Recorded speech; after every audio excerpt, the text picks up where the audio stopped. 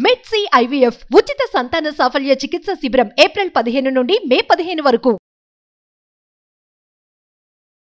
నమస్తే రమగారు. నమస్తే జయ. రమగారు, ఏదైనా మంచి కథ చెప్పండి రమగారు. ఇప్పుడు నేను క్వశ్చన్ అడగాలి. నాకు తెలుసు అన్ని రోజు మంచివి కాదా అని, ఇంకా మంచిది చెప్పండి ఈరోజు. నానావిధ భక్తులు, ఒక్కొక్కళ్ళకి భక్తి భగవంతుడిని తెలుసుకోవటం విధానాలు వేరుగా ఉంటాయి కదా. కొంతమంది ఏంటంటే ఇది భగవంతుడని, దీనికి ప్రచండమైన శక్తి ఆయనకు ఉందని, ఆయన వల్లే ప్రపంచం నడుస్తోందని అర్థమవుతూ ఉంటుంది. మనకు తెలుస్తుంది. భగవత్ శక్తిని గ్రహించగలుగుతారు వ్యక్తులు. కొంతమంది గ్రహించరు, కానీ ఏదో నమ్మకంతో నడిచిపోతూ ఉంటారు. తెలుసుకోవటం ఒక విధానం, తెలియకపోయినా ఆ ఎవడో ఒకడు ఉన్నాడులే ముందు అన్న ధోరణిలో వెళ్ళిపోవటం ఇంకో విధానం. దానికి సంబంధించిన ఒక కథ చెప్తాం. పూర్వం మగధ దేశానికి దగ్గరలో ఒక గురుకులం ఉండేదట. ఈ గురుకులంలో ఏంటంటే అప్పట్లో ఆ గురుకులం చాలా ప్రఖ్యాతిగా చెందిందనమాట. మామూలుగా ఏదో పిల్లాన్ని తెచ్చి చేర్చేయడం కాదు. ఓహో, వాళ్ళు టెస్ట్ చేసి తీసుకునేవాళ్ళు. ఎంట్రన్స్ టెస్ట్ ఉండేది ఖచ్చితంగా. ఈ మగధ వంశానికి రాజగురువుగా ఉన్నాయనే, రాజగురువు ఎవరో ఆయనే ఈ గురుకులాన్ని నడిపేవారు. రాజుగారి దగ్గర నుంచి వీళ్ళకి సందర్భాలు సంబారాలు అన్నీ వచ్చేవి. ఆయన ఇక్కడ అప్పుడప్పుడు, అంటే ఇక్కడ ఎక్కువగా ఉండి అప్పుడప్పుడు రాజధానికి కూడా వెళ్ళొస్తుండేవాడు, రాజగురువు కాబట్టి. అయితే రకరకాల టెస్టులు పెట్టేవాళ్ళు. ఎన్ని టెస్టులు వచ్చిన ప్రతి పిల్లాడికి అసలు ఏ విషయంలో వీడికి ప్రజ్ఞ ఉందో తెలుసుకునే చేసేవాళ్ళు అనమాట. ఆ కాలంలో ఇలా జరిగేదట. ఒకవేళ ప్రజ్ఞ లేదనుకో పిల్లాడికి ఏ విషయంలోనూ, వాడి కులవృత్తిలోనే మెల్లిగా తండ్రుల వెనకాలే పెట్టేవాళ్ళు.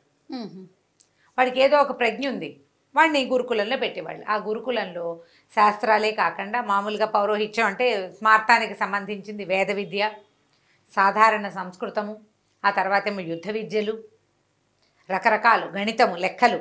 వాళ్ళు రేపొద్దున దీనిలాగా గుమస్తాలుగా దానిగా పనికొచ్చేవాళ్ళు అనమాట. అకౌంటెన్సీ, అలాంటి వేరు విభాగాలు ఉండేవి. అన్ని విభాగాలకి ఏదో ఒక సంఖ్యాపరమైందో ఇంకో పరమైందో ఒక ప్రశ్నలు ఖచ్చితంగా ఉండేవి. అయితే కొంతమంది తిరిగి వెళ్ళిన పిల్లల్ని ఏం చేసేవాళ్ళు, రాజుగారు వాళ్ళు ఊరికే దిగులు పడకుండా ఏదో వాళ్ళకి 10 పావలా ఇచ్చి ఇళ్ళకెళ్ళి వాళ్ళ తాలూకు సొంత పని చేసుకునేలాగా, లేదా అతి కొద్ది మందిని రాజుగారి దీంట్లో ప్రాపకంలో ఉంచుకుని అక్కడే ఆ వాకిట్లో ఏదో చిన్న పని చేస్తూ వాడు బతకాలి. ప్రజలని వదిలిపెట్టే రోజులు కావవి. వాళ్ళు ఏడుస్తారని వదిలేవాళ్ళు కాదు. నిరుద్యోగం అస్సలు ఉండేది కాదు. ఒక వయసు వచ్చిన పిల్లవాడు, చదువుకోవాల్సిన పిల్లాడు ఏదర్ చదవాలి, లేదా వృత్తి విద్య నేర్చుకోవాలి, లేకపోతే ఏదో ఒక పని చేసుకోవాలి. ఆ పని వాడికి నేర్పాలి, నిదానంగా నేర్చుకుంటారు. ఇలాంటి విధానం నడిచేది. మనం ఇది అవలంబిస్తే ఎంత బాగుంటుందో కదా. అద్భుతం కదా రమగారు.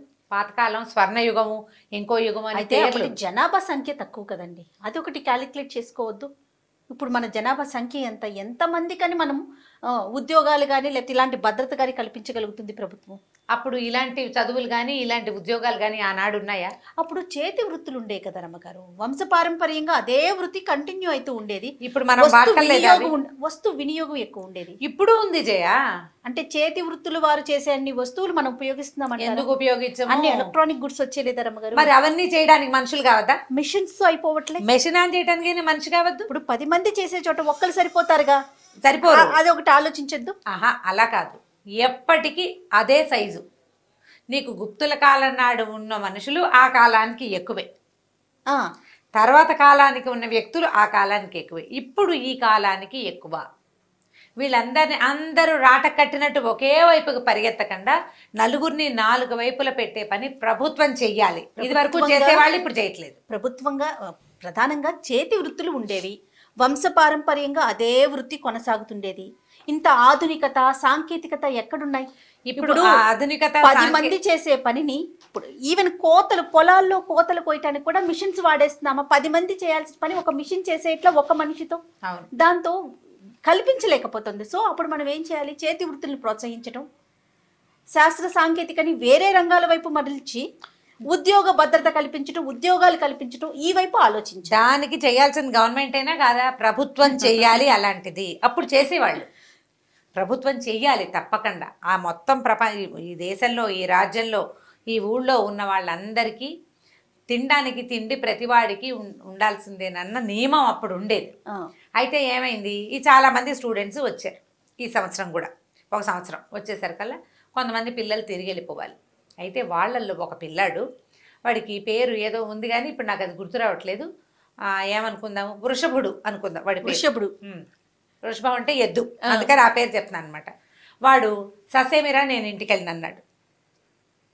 ఇంటికి వెళ్ళను అన్నాడు. ఇంటికి పంపలేకపోయారు వాడిని. వాడికి ఏమీ రాదు, మొద్దు సరిగ్గా చెప్పాలంటే ఏం రాదు. ఏం చేస్తారు, వాడు నేను వెళ్ళనంటాడు. వాళ్ళ అమ్మా నాన్న ఏమో ఇప్పటికి 2-3 గురుకులాల్లో వీడు తిరిగిపోయాడండి, ఏదో ఒకటి చేసి ఉంచుకోండి, ఏమీ రాకపోతే ఏదో పని చేస్తూ ఇక్కడే ఉంటాడు. వాడికి చదువుకునే వాళ్ళని చూస్తే ఇష్టం, వాళ్ళతోటే ఉండాలని ఉంది.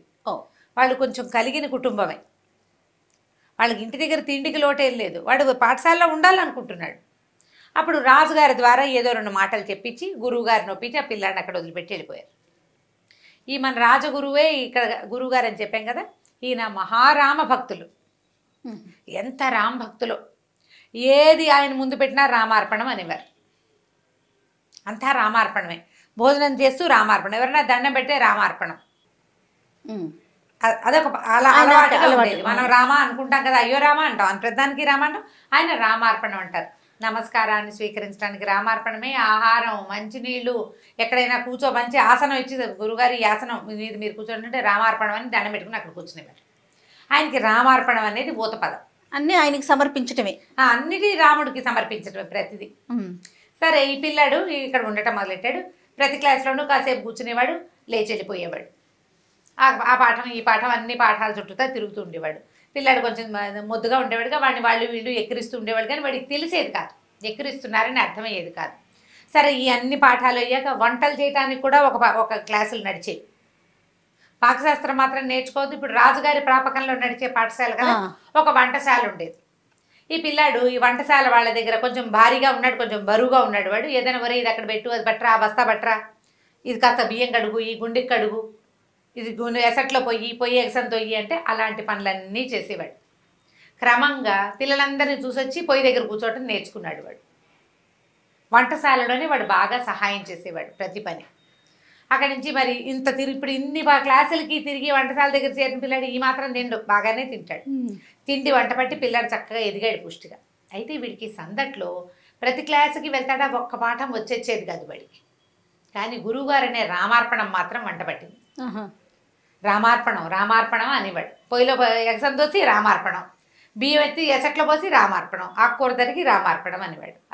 సరికి ఏవో ఒక పదం వచ్చింది కదా, పెద్దగా మాటలు రావు వాడికి, ఏవో కాసిన చిన్న చిన్న పదాలు, అవద్దు, అవును, కాదు, అలాంటివే వచ్చు, చిన్న చిన్నవే. కానీ మాటలు కూడా రానంత మేధకుడు, పర్సనాలిటీ మాత్రం బాగుండేది. అయితే సరే, ఇట్లాగే జరుగుతోంది. ఒక సంవత్సరం గడిచిపోయింది. వీడికి ఏమైనా వచ్చిందంటే ఏమి రాలే, రామార్పణం తప్పిస్తే ఇంకేం రాదు. కానీ వాడికి ఏం వచ్చిందంటే అంత అన్నం వండటం, పప్పు చేయటం వచ్చింది. ఓ పదార్థం చెయ్యి అంటే వాడు ఆకుకూర వేసి పప్పు వండుతాడు, దోసకాయ వేసి పప్పు వండుతాడు, టమాటా వేసి పప్పు వండుతాడు. పప్పు చేసి దానికి ఇంత తాలింపు వేసి అక్కడ పెట్టడం వచ్చు. ఇంతమంది విద్యార్థులు ఉన్నారుగా, పెద్ద గుండిగా చేయగలడు. చిన్నది గబుక్కని ఎవరైనా వచ్చారంటే, సాపాట్లు భోజనాలు అయిపోయిన తర్వాత ఎవరైనా గురుగారిని చూడడానికి వచ్చారనుకో, ఒక గ్లాస్ బియ్యం పెట్టి ఒక కాస్త పప్పు వండారంటే చెక్మాని కాస్త అంత పప్పు అన్నం. అప్పట్లో మనలాగా 4 పదార్థాలు తినేవాళ్ళు కాదు, పప్పు అన్నం మజ్జిగ అన్నంతో సరిపోయేది. అది నేర్చుకున్నాడు. సరే, కొంచెం అన్నం వండుకుని తింటాం వాడికి వచ్చు. ఏదైనా కార్యక్రమాలు అవి ఉన్నప్పుడు అన్ని పనులలో వాడు వెనకాల ఇది పట్టుకోరా, ఎత్తరా, అలాంటి పనులు చేసేవాడు. బాగా ఊహొచ్చింది, కొంచెం ఎదిగాడు. మొదట వచ్చినప్పటికీ ఇప్పటికీ ఏమైందట, గురువుగారికి పొలాలు అవి కూడా ఉన్నాయి. అంటే ఈ పాఠశాలకి, ఆశ్రమ పాఠశాల కదా, గురుకులానికి ఉన్నాయి ఇవి పొలాలు. ఉంటే జొన్న చేనుకి కాపలా పంపించాలి ఎవరినైనా. సైనికులు చాలామంది ఉంటారు వీళ్ళ దగ్గర. అయితే అప్పుడు ఏదో ఒక చిన్న యుద్ధపు ఆలోచనలు ఏవో ఉండి సైనికులందరినీ పంపించేశారు రాజధానికి. పిల్లలే కాపలాలు కాసుకుంటున్నారు. ఏమనుకున్నారు, ఈ వృషభుడు ఉన్నాడు కదా, వీడు ఎలాగో ముద్రా చిప్ప, ఇక్కడ చేసే పని ఉంది, చదువు ఎలాగూ లేదు, పరీక్షల వేళ వచ్చేసింది, వీడిని జొన్న చేనుకి కాపలా పంపిద్దాం అనుకున్నారు. జొన్న చేనుకి ఏం చేయాలి, వడిసలు విసరాలి, హే హే అని కేకలు పెట్టాలి, ఇప్పటికప్పుడు డప్పు కొట్టాలి. సరే, ఏం చెప్పారు, వాడిని ఏరా వెళ్తావంటే వెళ్తానన్నాడు. పొద్దున్నే పోయి రాత్రికి రావాలి. పొద్దున్నే ఏం చేశారు, వీడికి ఒక గ్లాస్ బియ్యం, తర్వాత ఎంత పప్పు, ఆకుకూర, కాస్త తాలింపుకి అవి మూట కట్టించారు. పొయ్యి వెలిగించుకోవటం అన్నీ వచ్చు వాడికి. 2 గిన్నెలు అన్నీ ఓ చిన్న బండి మీద వేసి ఏం చేశారు, గిన్నెలు అవి అక్కడే వదిలిపెట్టరా, పాపది బియ్యం అయిపోతాయి, రేపు పొద్దున పట్టుకెళ్దు కానీ అన్నారు. సరే, ఒక సీనియర్ విద్యార్థి ఒకడు, వీడి కొంచెం అంటే వీడికి మాట్లాడటం కావాలి కదా, బాగా చెప్పగలిగిన ఓపిక ఉన్నవాడిని ఒకడిని ఇచ్చి పంపారు. వాడు పోయి వీడిని తీసుకెళ్ళి ఆ చేను గట్టు మీద దిగబెడిచి ఒక పెద్ద చెట్టు ఉంది, దానికి ఇంత చక్కగా నీడగా 3 రాళ్ళు పెట్టి పొయ్యి అరేంజ్ చేసి, అరే అన్నం వండుకుని తినరా, ఇదిగో ఇక్కడ పిక్కలు వస్తాయి, వాటిని చప్పట్లు కొట్టు, ఈ డప్పు కొట్టు, ఈ కర్రలు విసురు, చుట్టూతా తిరుగు, వీళ్ళందరినీ పక్షులను రానివ్వకుండా తోలేసేయి, అన్నం వండుకు తిరు. పొద్దునే వండేస్తే పొద్దున ట్రిప్ తింటాడు, మళ్ళీ రాత్రికి ఇంకోసం సాయంకాలం చీకటి పడ్డాక 2వ ట్రిప్ తిని చీకటి పడ్డాక నడిచి వచ్చేసి ఇంటికి పాఠశాలకు వచ్చి పడుకోవటం. మళ్ళీ పొద్దున్నే లేచి బియ్యం పప్పు మూట కట్టుకుని వెళ్ళిపోవటమే. ఓ 10 రోజులు కాపలా కాయాలి, ఎందుకంటే జొన్న చేను బాగా పాలు పోసుకున్నాక ఓ 10 రోజులు కాపలా కాసాక జొన్న కోసేస్తారు. ఈ 10 రోజులు కాపలా పిల్లని పంపాలి. బాగానే ఉంది. సరే వెళ్ళాడు పొద్దున, మర్నాడు అది తీసుకెళ్ళాడు, అన్నీ ఏర్పాటు చేసి సీనియర్ విద్యార్థి ఇంటికి వచ్చేసాడు, పాఠశాలకు వచ్చేసాడు. రాత్రికి వీడు వెనక్కి వచ్చి పడుకుని దగ్గరకు వచ్చినప్పుడు వంటశాల ఏర్పాట్లు చేయడానికి ఒక ఆయన ఉండేవాడు, ఒక సూపర్వైజర్.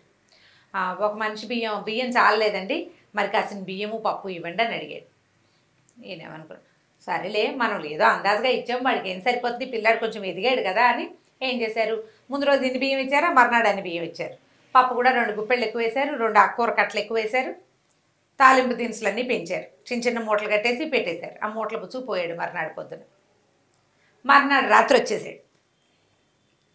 మరి అన్నం చాలేదండి కావాలన్నాడు. ఇది 10 పాటాలేక ఎక్కువ తింటున్నాడు ఏమిటో వీడు, ఆ మాత్రం బియ్యం ఇచ్చాను, అంతకంటే ఏం తింటాడు, చిన్న వెధవా, ఇంతకు చేసి వాడికి 15-16 ఏళ్ళు, అంతకంటే ఏం తినేస్తాడు అనుకున్నాడు. 3వ రోజు కూడా పెద్ద మూట కట్టారు. 4వ రోజు కూడా మళ్ళీ అడిగాడు, సరిపోలేదు అని. ఎవడైనా దొంగ వెధ వచ్చి వీడి దగ్గర తినేస్తున్నాడా, ఇంత తింటామేమిటి. 5వ రోజు కట్టించుకున్నాడు. వాడికి ఆయనకి ఆ సూపర్వైజర్కి విసుగు పుట్టింది. అరే సరిపోదు ఎందుకురా నీకు అని కసిరాడు. అయ్యో చాలటం లేదండి నిజంగాను అన్నాడు.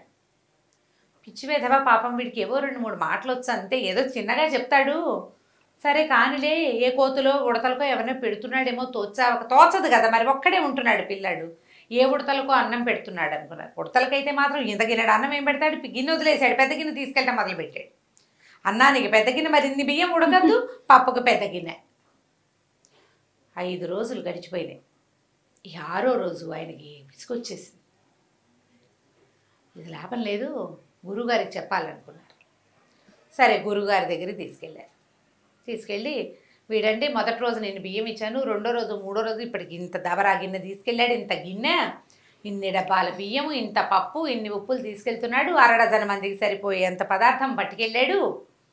మరి ఏం చెప్పాలండి ఈ పిల్లాడికి అనేసరికి వాడికి పెద్దగా మాటలు రావు, గబగబా మాట్లాడలేడు.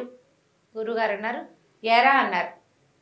వీడు బిక్కమొహం వేశాడు. సరే ఆయన అన్నారు, అంతకుముందు పంచాయతీ ఎందుకు, నువ్వు వెళ్ళిపోమని సూపర్వైజర్ని పంపేశారు. పిల్లని అడిగారు, ఏరా అన్నం వండుతున్నావంటే వండుతున్నానండి అన్నాడు. తింటున్నావా అంటే ఎక్కడండి, తిని 5-6 రోజులైంది అన్నాడు. అన్నమంతా ఏం చేస్తున్నావురా అన్నాడు. నువ్వు ఇన్ని డబ్బాలు బియ్యం పట్టుకెళ్ళావా అంటే పట్టుకెళ్ళానండి. వాడి ప్రతి వాక్యానికి రామార్పణం అంటుంటాడు. పట్టుకెళ్ళానండి రామార్పణం. మరి ఎందుకు తినలేదురా అంటే ఎక్కడ తినండి రామార్పణం, తినడానికి అవకాశం లేదండి రామార్పణం అనేసరి గురువుగారు రామార్పణం అనుకుని ఏమిట్రా సరిగ్గా చెప్పన్నాడు. కాదండి మొదటి రోజు పెద్దన్నయ్య నన్ను తీసుకెళ్ళాడా, అన్నం వండుకోమన్నాడా, అన్నం వండుకున్నానండి, వండుకుని ఆకేసుకున్నానండి, అక్కడ ఏముంటాయి పెద్ద పెద్ద చెట్ల ఆకులు ఉంటాయి, 2 ఆకులు కలిపి కుట్టి విస్తర చేసుకున్నాడు, వాడికి ఆ పనులు వచ్చు, అక్కడే ఉన్నాడు కదా పాఠశాలలో.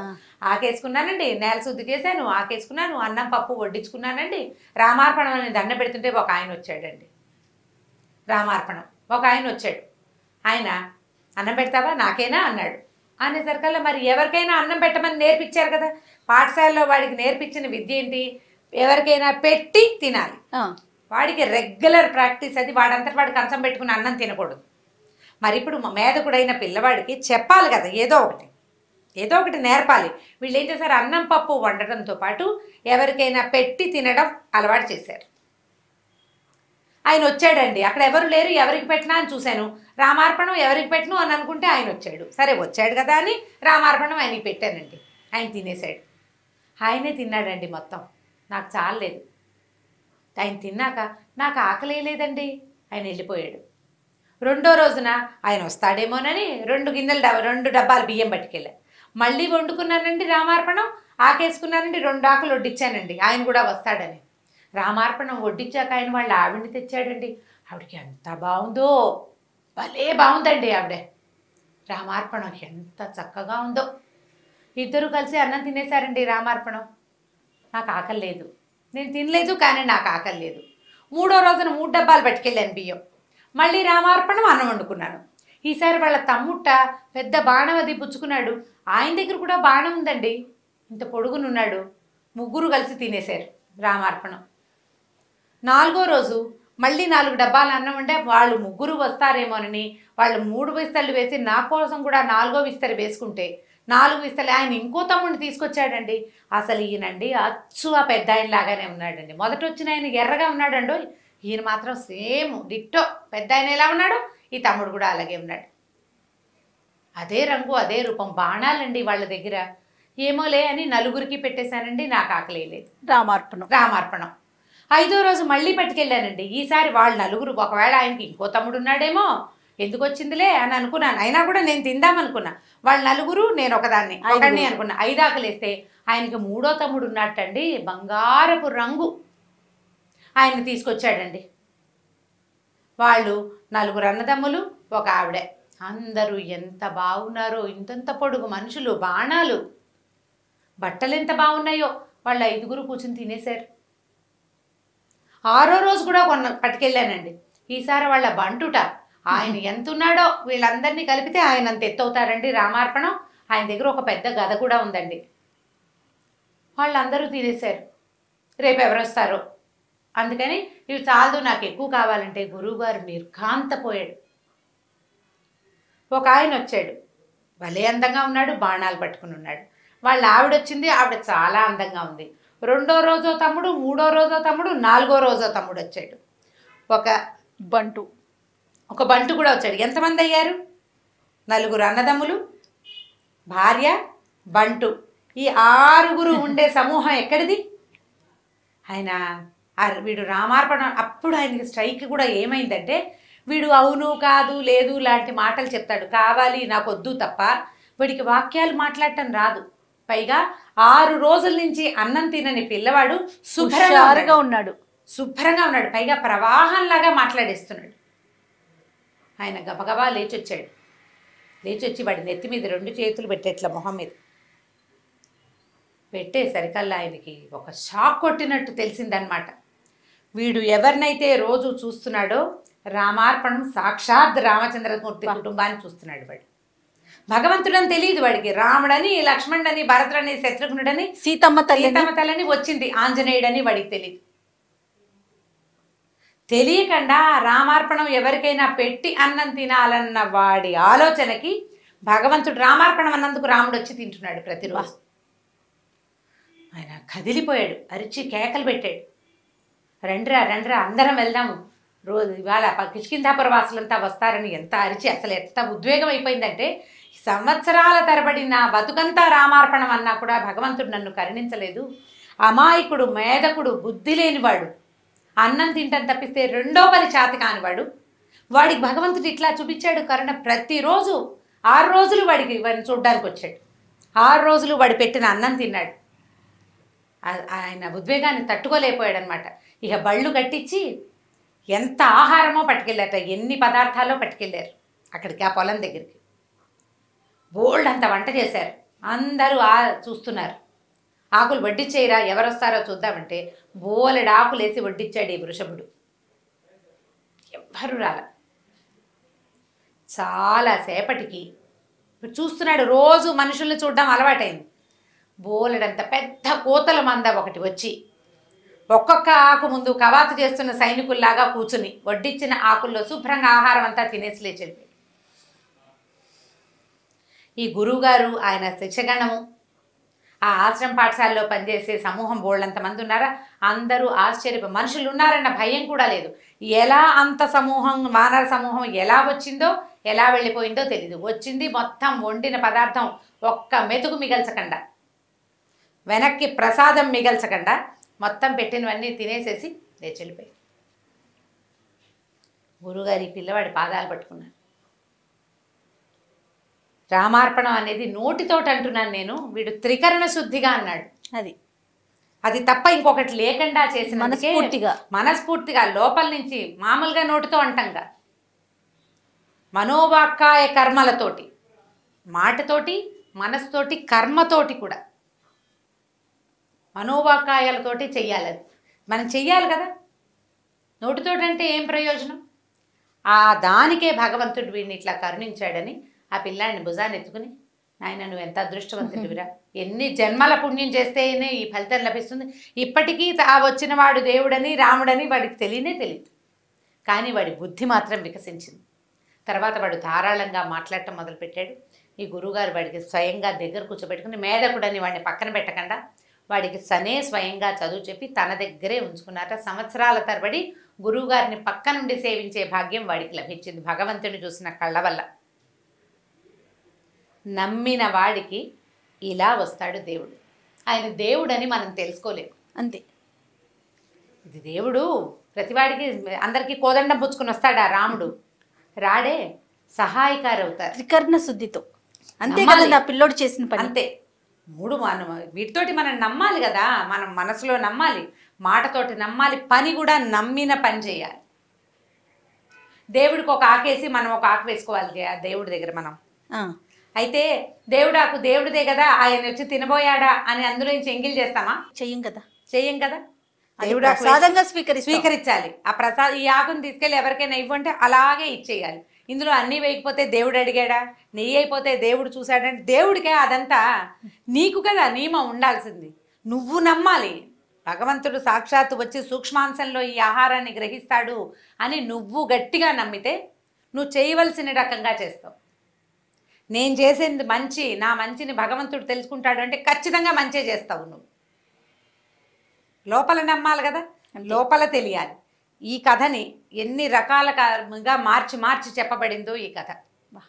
వినటానికి ఎంత అద్భుతంగా ఉందంటే, శ్రవణానందం అంటారు చూసారా రమ్మగారు, అదే అలా అనిపిస్తుంది నాకైతే. చాలా బాగుందండి. అందులో ఇంకా మీరు చెప్తుంటే ఇంకా చెప్పక్కర్లేదు. నిజంగా సాక్షాత్తు రాముల వారిని చూసామా అన్న అనుభూతి కలుగుతుంది అనమాట. చాలా చాలా బాగుంది. మనం వినటానికి, పిల్లలకి చెప్పడానికి చాలా బాగుంది. అంటే ఇది రియల్ స్టోరీ అంటారా రమ్మగారు, లేకుంటే ఎక్కడన్నా జరుగుంటుంది జయ, జరుగుంటుంది. ప్రేరణార్థక కథలు, భగవత్ సంబంధమైన కథలు వస్తాయి. చాలా పుస్తకాలు ఉన్నాయి, గీతా ప్రెస్ వాళ్ళు వేసినవి. అందులో ఉన్న కథ ఇలా క్రమంగా రకరకాల జరిగి ఉంటుంది. ఎందుకంటే ఇప్పుడు పిల్లాడు చూశాడు ఇలా 5 మనుషులు రావటం. అవును, 4 అన్నదమ్ములు, ఒక స్త్రీ, ఒక బంటు, 6 రావటం పిల్లాడు చూశాడు. వాళ్ళని వాడు భగవంతులని తెలుసుకోలే, అతను చెప్పిన ఆనవాళ్ళని బట్టి గురువు ఊహించాడు. అవును, మొత్తానికి అద్భుతమైన కథ ఒకటి చెప్పుకున్నాం ఇప్పుడు మనం. చాలా అద్భుతమైన కథ అండి రామార్పణం. చాలా చాలా బాగుంది రమ్మగారు. రెగ్యులర్గా కొంచెం ఇలాంటి స్టోరీస్ ఎక్కడున్నా వెతికి తీసి మా అందరికీ అందించండి మీరు. తప్పకుండా. ఓకే రమ్మగారు, నమస్తే. నమస్తే జయ. ఈ వీడియో కనుక మీకు నచ్చినట్లయితే లైక్ చేయండి, షేర్ చేయండి. మరిన్ని ఇంట్రెస్టింగ్ వీడియోస్ కోసం మా ఛానల్ని సబ్స్క్రైబ్ చేసుకోండి. సుమన్ టీవీలో మీ పర్సనల్ అండ్ బిజినెస్ ప్రమోషన్స్ కోసం కింది నెంబర్కి కాంటాక్ట్ చేయండి.